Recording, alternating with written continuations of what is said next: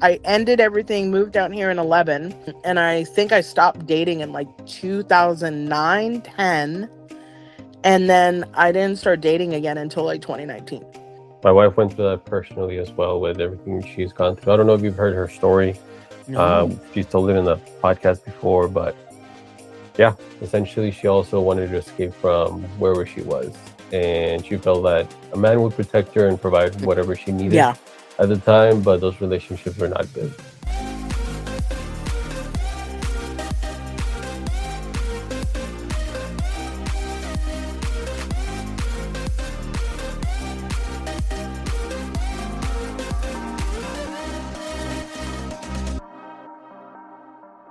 Welcome back, everyone, to a new episode of Doing It Raw Relationship Goals of Season 2.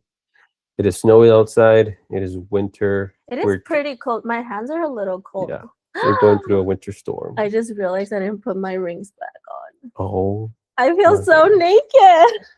Yeah. Mine never leaves my finger. That's the purpose of this one.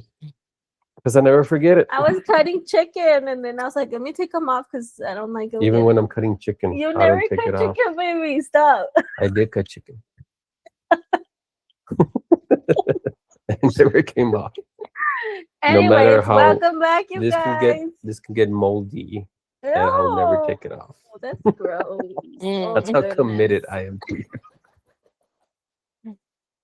Look at you wearing your Crocs to a recording. Yeah, because my boots are wet because of the snow. Yeah. But I don't think you can tell, hopefully. But yeah. So yeah, welcome back, you guys. We are excited. I think this is like third recording of this season. And we've already talked about pretty heavy stuff. Like we're not really holding back this season. So we are excited to have a guest, our first guest for season 2. First guest of season 2. Yay! And we actually we've kind of known her for a little bit, but not too much. We've talked, we kind of the same group of friends and stuff like that. But I would love to introduce to you guys our very first season 2 guest, Miss Roxy. Hi, everyone. I'm so glad to be here with these two. They're a riot. If you haven't seen Doing It Raw, you really need to watch it because these two are a riot. I'm Roxy B Rocker, and I'm in Massachusetts. I've known these two from, a bunch of communities and Movement Maker, the Unleashed community, and it's really exciting. They have some beautiful children, and they just really are fun to watch. I have a show on Prospera Network. I'm a disability specialist advocate, and I have a show called Embracing What's Possible. So I talk a lot about disability and disability advocacy, and I have a company called Embracing Disability, and I'm excited to be here. Relationships aren't easy. Yeah, not at all. Thank you No, so they much are for not. being here, Roxy, joining us today, taking some time, to record with us because I mean, I know that you have a pretty busy life. Like Kind of. I've seen Not it. that I'm bad. like, oh my gosh, Roxy does it all. It looks busy on Facebook, but I do take downtime, and That's I'm home. great. I'm home for 2 days because of the snow. That's even better. Mhm. Enjoy it to the fullest. Yeah. Yeah, a lot of meetings are happening today. I've been in meetings since like 11 o'clock this morning, so I've been working. Well, there you go, taking advantage of being home. Mhm. But yes, as you know, we talk about relationships, and as the title mentions, it's pretty raw here. So the first question, I guess, is what is your relationship status? Oh, I'm not single. I'm in a partnership with a funny, very charismatic man, and it's funny because I'm very affectionate, and I actually touch people for a living. He doesn't. I get a kiss goodbye every day, but he doesn't like to be touched. It's hilarious. So, um, and I was fushy at him last night because I was talking about, you don't care about me, you don't touch me, you don't hold me, blah blah blah blah. Too much touching, he says. Too much touching. And that's Yeah. the reality of But we get along in other ways, and we take care of each other. I mean, he's the man that makes the food and, does the laundry. Like, I mean, I come home to clean clothes. I mean, thank you God for that, So we get along. And then what's even funnier is when we first started dating, it was after I got out of the hospital and I had my neck collar on. And we hung out in hotel rooms to get to know each other. You want to really know Mm, somebody? Go hang out in a hotel for about, spend the night, and not about sex, but just hang out in a hotel mhm. room in a small space. You're going to know if you can get along with them or not, or chill, or relax, right? And so, Exactly. Yep. you know, and it's like, yeah, we weren't meeting to have rendezvous. We were meeting to get to know each other and hanging out. He lived with his family. And so we had hotel rooms, and that's where we were dating, and that's where we were getting to know one another. Takeout and movies was our dates in the hotel rooms. Hey, Those are the best we have those ones. too. We Right? love. We Like, actually I love mean, those. you kind of think that the hotel room is for sneaking around, or you think the hotel room is for naughty, naughty. But, we were hanging out and getting to know each other in hotel rooms. And then we were maybe a little bit of nookie happened, but, we really got to know each other in those rooms. Yeah. How Nice. long have you guys been Four and a dating? Was half the years. okay 4.5 Nice. There you years? go. Mhm. Yes. Yeah, 4.5 years. Awesome. And so, we're still going at it, and Um, yeah. And it's been an interesting journey. He took care of me when after the accident. I was Mm. hanging out with me while I had the neck collar on and I was falling a lot. I never had really somebody take action. Like I was always Miss Independent. Hmm. And was did you meet him after the accident, or did you already have I kind of met like him a right friendship before the before? accident and he Gotcha. had an Okay. accident. So Mm, he was telling me about his arm. Well, and I told him, I said, well, I'm not well. I'm in the hospital. And he would call and check on me every day. So that was very curious. nice. Yeah. Perfect. And Every Sweet. single day he was checking on me. So, hmm that's beautiful. And how yeah, it was long? different. It was different from most of the relationships I've Mhm. had. Oh yeah. You Most never of them know. were selfish. You never know when they start. You never Mm. know like that you're building a relationship. And speaking to Yes. that, how long would you say it took you both to go from, from being kind of seeing each other, so on and so forth, to kind of being an official couple? Well, I would say he would like a lot of times call it levels. Mm, yeah. So let's see.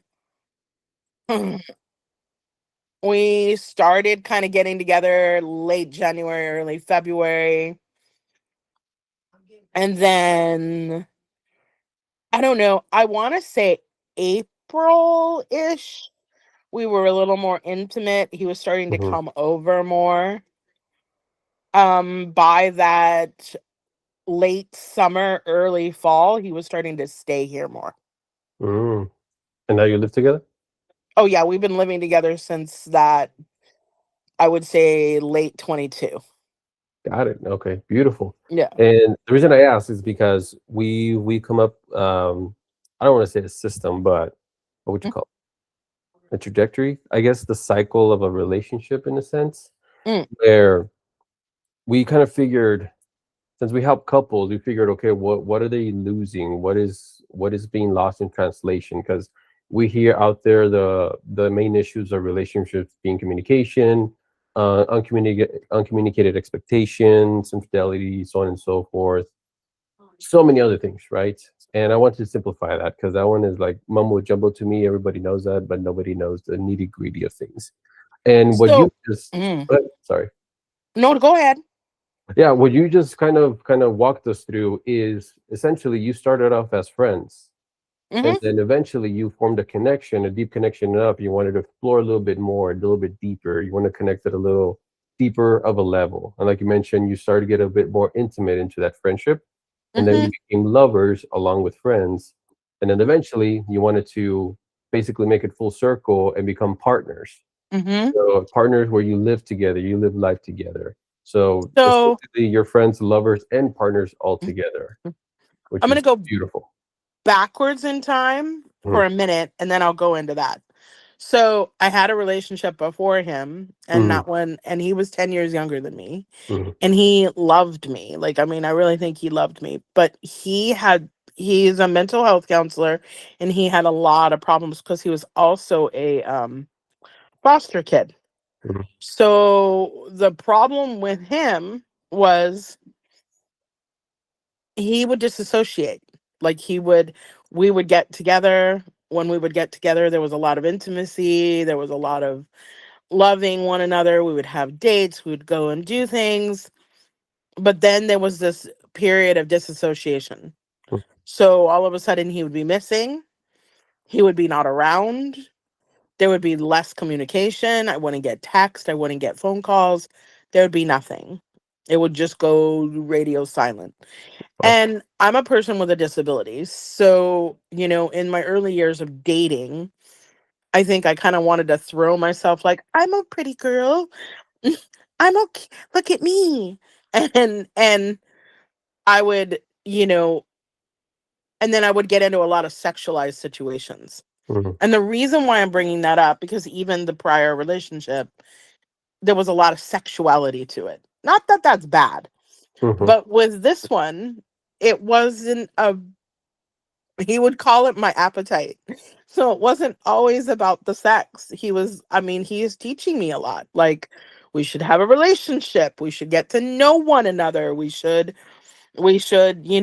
communicate, and Mhm. let's chill and just watch the movie. Why does it always have to be?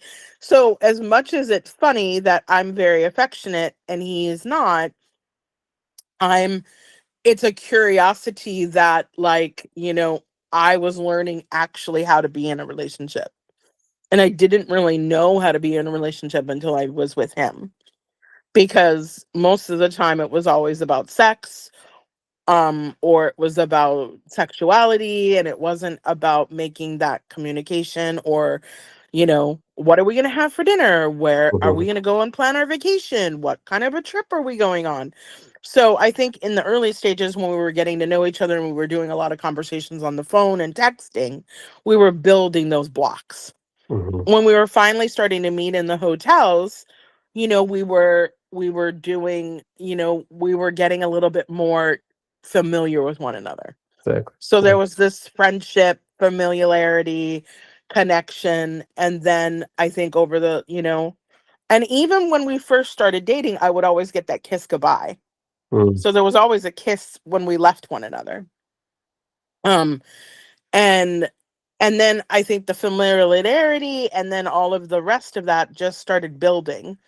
And he would always say, there are levels, we'll make it to these levels, and when he would start to come over and like only spend the weekend or like stay on a Monday, you know, okay, well, now the levels are building. Mhm. So, it was always something like, I'm the first person that he ever went to a long vacation with. Like, we would Mhm. sometimes go to casinos, but I'm the first person that he jumped on an airplane and went to Vegas with twice. He's gone with family, but he's never gone with a relationship. I'm the first person that he's ever jumped on an airplane and went, to a whole other state. Um, Wow. Beautiful. Yeah. and that was Before like we, a year and a half into the relationship. sorry, Roxy, before we continue, if I can ask you, like, have you always had this disability? What kind of disability do you have, if you don't mind sharing that? No, I don't mind at all. I talk about it all the time. I was born with one leg shorter than the other, and I had an inch and a half discrepancy on my right leg. Mm. Mm, And so when they finally diagnosed it at like 3.5, 4, I had to have a heel lift that was about that thick on my right shoe. They wanted to do a corrective surgery through the Shriners, and they turned a bone at a 90-degree angle to stunt the growth, and it didn't work. And then I had, and that left a lot of other discrepancies on my left side, a lot of pain, a lot of problems on my left leg. So both of the legs are got disabilities. I was also diagnosed with a whole bunch of dysgraphia, dyscalculia, dyslexia, all the dys's you could probably have. I got diagnosed with them in school. And then I obtained endometriosis and adenomyosis in my late 40s, which I've had, I guess, my whole entire life, which I had debilitating periods and debilitating female issues. And I have something called pelvic floor disorder. I had the trifecta of women's problems. And then I obtained a car accident in 21, late 21. And I had a traumatic brain injury, and I'm a traumatic brain injury survivor. Oh wow. Wow, Roxy, you're such a warrior, girl. Yeah. Yeah, and So like your day to day kind of stuff, right? Like, what is the most challenging things for you?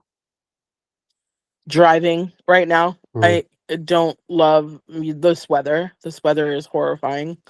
I don't want to really go long distances. I think the driving, and I think sometimes financial. The driving is the procrastination. So there's three.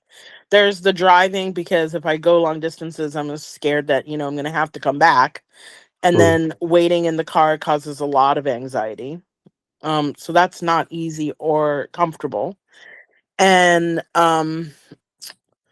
I think procrastination, so I can get those things done that I really need to try to get done. Certain things get done real like with ease. Recording my show now is very ease. Um, I think providing a session. I'm a licensed massage therapist. I don't do massage therapy, but I do other things. That's with ease. Um, but like if I need to go and write something, it's a little bit of a journey to procrastinate. I procrastinate a lot to get that done. And then the financials, I think sometimes are hard.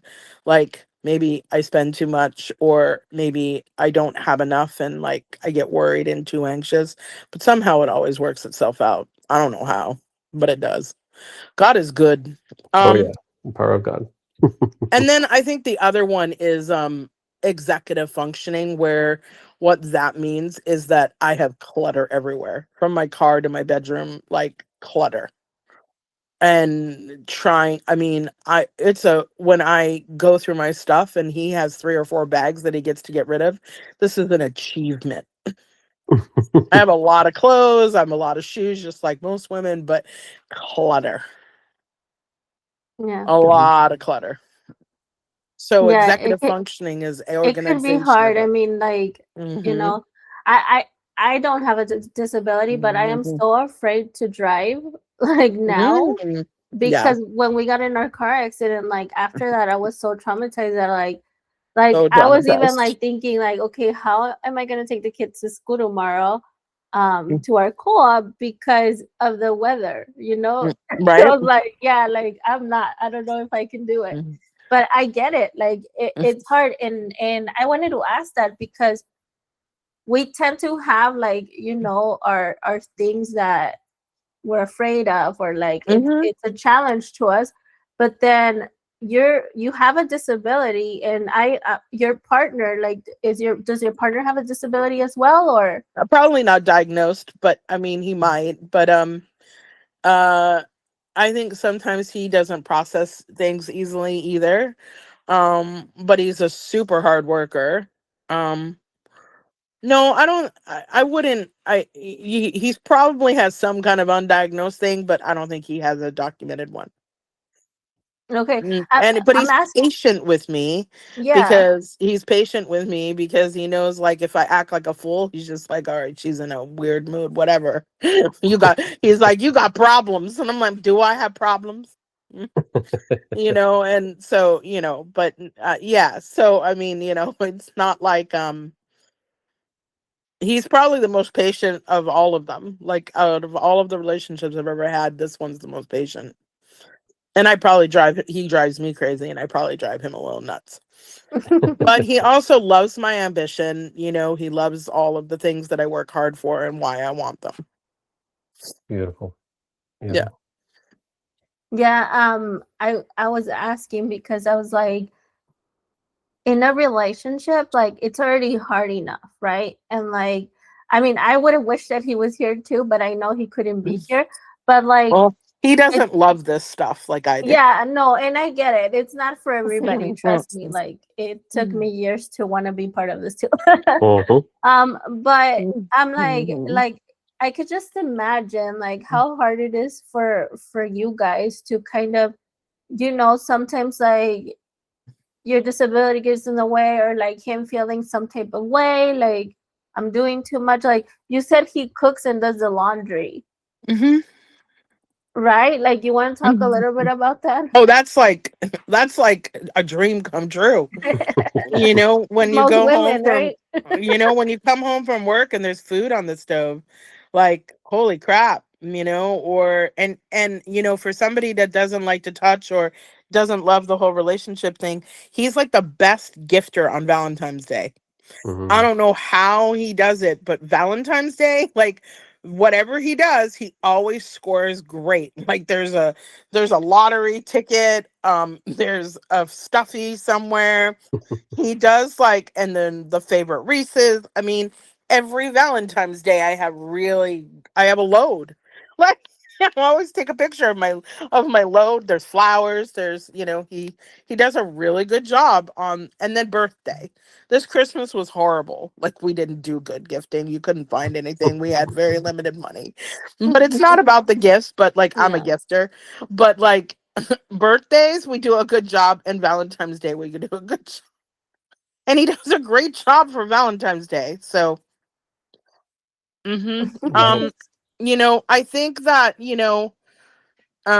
when I was like, "You're gonna do my laundry," like he's like, "Yep, we gotta wash the dirties," and so like it's just hilarious, and like he hangs up the dresses. We've got a little spot for my private stuff, and it's great. I mean, and I'm very grateful, and he knows that. I'm very, very grateful, for that. And you know I like it when there's food on the stove, or I'm coming home and he's like, what are we ordering? So Yeah. yeah, it's it's a nice balance. Yeah. Yeah. Yeah, I mean, like you mentioned earlier, it's nicer than like your past relationships that you Oh, used to have, they've been right? horrifying. The past relationships were not good. None of them were healthy, none of them. And Yeah, as were they much as this toxic, or one, what is it? what do you mean? Oh, some of them were. Oh, some of them were really toxic. Oh, they were horrifying. Like the first one was horrible. How raw do we want to get about the first one? You can get as raw as you want, girl. Oh, he was a menace. You know, I wanted to leave my parents' house, so oh, I love you. Here's your teddy bear. I didn't know how sick this man was. Severe alcoholic. Um, when things started getting worse and worse and worse for him, um he was a good Catholic family, so he knew how to hit below. So it wasn't the face, it was always like below my chest. He knew how to throw me into walls. He peed on me. He was Wow. sexual. It was disgusting. It was horrible. He had kids. The kids had to come and live with us. I literally took care of his children and mothered them for almost 3.5 years at the age of 25, 26, I think. Mhm. I felt like I was a 45-year-old woman at 25 years old, 26 years old. I felt like I was aging. Um, I cooked for them, I cleaned for them, I washed for them. I took care of those kids like they were mine. I went to the student council, student school meetings. I advocated for them. It was an adventure, and I got hit all the time or sexualized all the time. Was Yeah. that your Oh, and first he would. like serious relationship? Oh, I was living there. It was a serious. I was there for 5 years. He Mhm. would get so drunk that he would chase me with a knife, and I didn't know if I was going to live. Oh It wow. was terrorizing and scary. Um, I left, and I had to stay somewhere else, and then there was another. Um, there was a roommate situation. I called him from work We weren't even dating. I called him before I left for work and said, your ceiling is leaking. You need to come home. I don't know why it's leaking and I don't know what's wrong with it, but you need to come home and fix it. Oh, F off. Don't even worry about it. Blah, blah, blah, blah, blah, blah, blah. I said, well, I'm warning you that this is going to get bad. And I'm telling you right before I'm leaving. I put a pot out. The drip is coming from the ceiling. It looks like it's coming from your bathroom. And when he got home, I guess the whole thing collapsed on him. And he's like, "You're a effing bitch." And he gets his gun out and he was shooting. He looked like he was going to shoot at me. He goes, "You're not coming into this house. You ruined my house." And kicked me out that day. I couldn't even get my clothes. Wow. Um and the third relationship, he was a gypsy. That one was fascinating. We really liked each other. He proposed and everything. But he was a gypsy, and what they do is they manipulate people. And he was like, "I really love you." And he never really, they liked to ask me questions because they wanted resources, Hmm. but but they wanted they wanted to they would manipulate older people and get credit cards and then spend all the money on the credit cards to get stuff and then break up with them, or move telephone numbers and do all sorts of weird stuff. So he looked at me and he goes, "Oh, by the way, there's going to be a bunch of furniture and televisions and things that are going to go in the garage." And I go, "Look," I said, "seriously?" I go, "This is not going to work. I'm on government boards. I'm trying to get government jobs. I am literally a major player leader in this. I can't get arrested for your shit." So, um, I left. I was trying to leave him, and he was like, "Let's have a baby," and I'm like, "You think that's gonna solve everything?" I'm like, we're not even on the same page right now. So yeah, no, I then took a 10.5 year sabbatical from even dating. So Mm. I could just figure out who the hell I was. So I didn't start Wow. dating again until 2019. I ended everything, moved down here in 11. And I think I stopped dating in 2009, 10, and then I didn't start dating again until 2019. Wow. Yeah.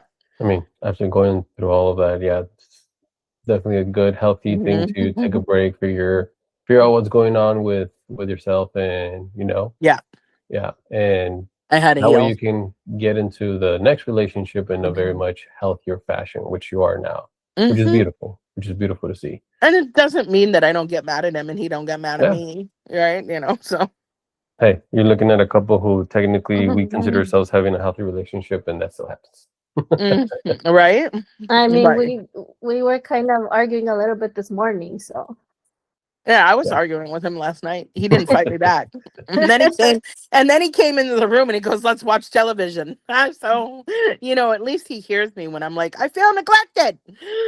And then, and then I got to bother him this morning. So, But That's wow, beautiful. I mean, that's insane. Like the kind of relationships you've been in at the beginning. Mhm. Um, how how do you think that you pick these relations, especially Well, the one with oh, the man with with the the kids children and the and knife and the yeah, craziness. Yeah. like it's Well, insane. I think that I was sad and desperate and literally didn't know, you know, I didn't really know what I wanted to do. And I think I Mhm. wanted a man to complete it. So I was very overprotective in my home. Um, just graduating college, I was miserable at my house. I didn't want to be 22 years old, and sitting at home with my parents and that horrible house town home that I had to live there with them. They were always fighting, and I just didn't like my home life. Mhm. And I went from one bad home life to a really other bad home life. So I don't even know why I stayed there. I just guess I didn't know that I could leave, and I didn't know that I was safe for me to leave. Um, and I didn't really know until some people at my work would help me through that process. And I think when I was younger, the naivety and the learning disabilities, you don't know really how to process any of that. Yeah, exactly. And we hear that, and my wife went through that personally as well with everything she's gone through. I don't know if you've heard her story. No. She's told it in the podcast before, but yeah, essentially, she also wanted to escape from wherever she was, and she felt that a man would protect her and provide whatever she needed Yeah. at the time, but those relationships were not good. No. And that's why when she came to me, she was already older, had her own kid, and essentially was establishing her life. And then I come into the picture all of a sudden, right when she was about to be completely independent. And again, I wasn't trying to get with her or anything like that. It was just, two souls, Right. you know, it was just two souls, forming a friendship essentially. And then that we wanted to explore that friendship further mutually. And then of course we went into partners. But believe me when I tell you, it took a long time. And just like your partner, it took a lot of patience from me Mm-hmm. for me to kind of help her and guide her through it. Because again, I was young. I hadn't even gone out there to explore the world, live on my own, so on and so forth. And she already had, especially leaving home at a very young age. She wasn't even Mm-hmm. what, you were not even 18 when you left. I turned 18. I decided to get married when I was 18 Hmm. just so that I Oh, could leave. Um and not that because it was makes. so horrible, but it was just I just I just didn't want to be there at home. So I was like, I'm gonna get married and I'm gonna leave. So I did, and that relationship was like pretty bad in itself. Like it didn't even last. Like my marriage for lasted like 2 months, maybe. It was like a Kardashian Whoa. marriage. But I was 18, Yeah. and just relationships after that, they were just, I mean, I got into a relationship where the guy died. The guy that I was dating, like he drowned. So Whoa. like I just experienced a lot of trauma in relationships. So it was kind of like hard for me to like be like, okay, that's it, I'm done. And the Mm. moment that I said, like, you know what, I'm just gonna focus on my child and myself, Mm. then like he showed up. Wow. This man right here. And I was like, To bother you. yeah, I was like, I'm about to be peaceful. But I love that you decided to, take time and kind of in a sense figure out who you were Yeah. and what you wanted in life and what you Hmm. deserve. Um, because like I always say, like, yeah, you can heal and you can be better in a relationship together. But when it's relationships that are not good for you, that are not making you better as a person, those Yes. relationships aren't it. Like, you know that you don't belong together. And you deciding to step away from all of that and be like, you know what, I need to get to know who I am, what Mm. I like, what I don't like, what I need. I feel like that just probably made you a better person, Hmm. where now you could be in a healthier relationship that Hmm. you've been Hmm. on for like 4.5 years, you said. Yeah. Yeah. I am. It was interesting because you know the universe used to always provide me some kind of a man. God Hmm. would always drop, like, there would be a man that would come in. But for that time period that I just shut it down, nothing came in.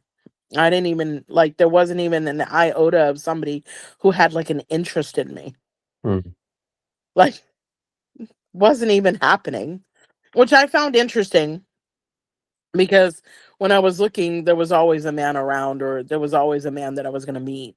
Um, and I tried to date, and that's interesting because before I had RJ, I met somebody in the wild, um and we kind of seemed to like one another. And he lost his mother, Hmm. and I was dealing with some health stuff. And and he projected it on me and said, "Oh, I thought that you had to heal from your surgery and your stuff."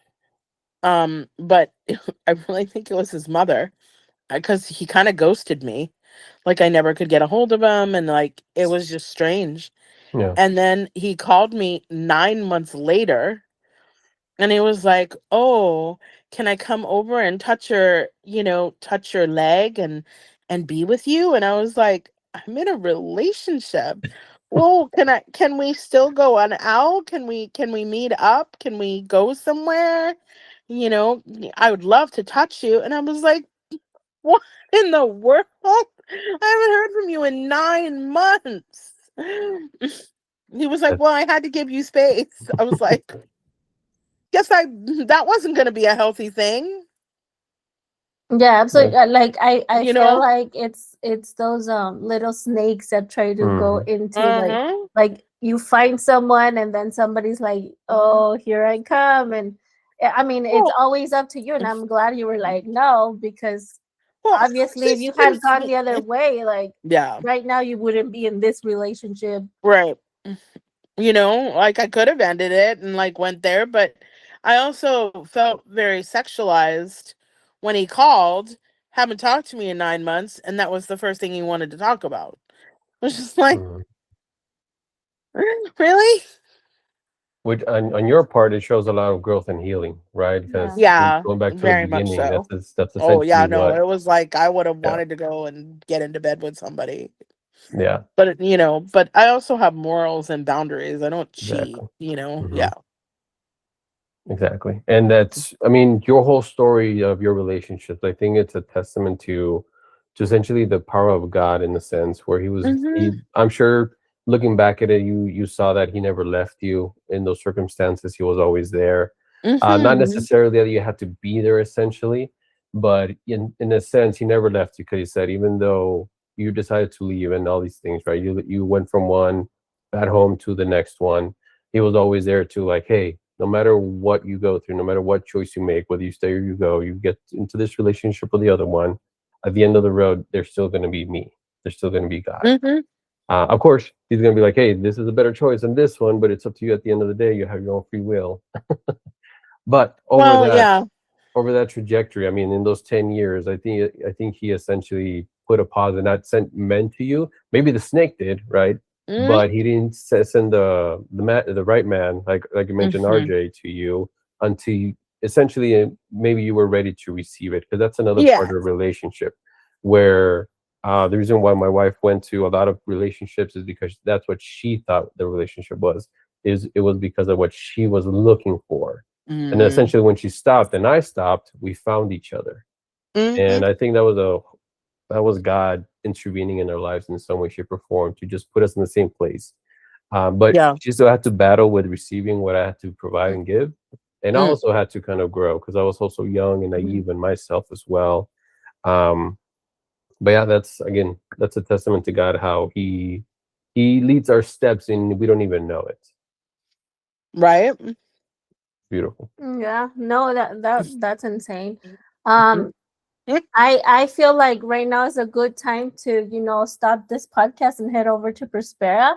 But Mm. before we do, um, thank you so much for being on doing it raw and sharing your life Thank you. with everybody, and um everything that you shared, because people don't understand that, like, they others go through all of these things too, right? And we kind of sometimes don't like to talk about it, Mhm. No. but it's so important because other people Yes. need to hear your story and need to hear, like, hey, Yeah. like, you've been through all of these bad relationships, but you can Yes. get to a good one. Yeah. You don't have to Mhm. just give up Yeah. give No. up on love, give up on being in a healthy relationship just because you've been through so much. So thank you again, Roxy, for sharing all of Thank that. you. And we are excited to take you over to Prospera since you Oh, that's also have a great. show there. Let's go Mhm. to Um, Prospera. but if you want to just tell everybody where they can find you, if they have questions or anything, Mhm. what you got going on, and then we can head on over. So I'm shifting from mission-based for-profit to a nonprofit. I'm fiscally sponsored by another media company called No Limits Media, and I'm hopefully building some kind of broadcasting, party planning, programming for the disabled with a little bit of resource coordination. You can find me on www.embracing-disability.com or Roxy and embracing-disability.com. If you're interested in ever doing any kind of mental health work while you're struggling with like anxiety or challenges in your life, I have a somatic health program that I can help you with. And I'm such an honor to be here, and you guys are quite a remarkable and realistic couple. Thank you. We Thank, received that compliment. That's thank you beautiful. so Thank you much. very much. Yeah. So, all right, you guys, this was awesome. But we're gonna hear more about Roxy and Prospera. So head on over to our show, and we'll see you there. See you there.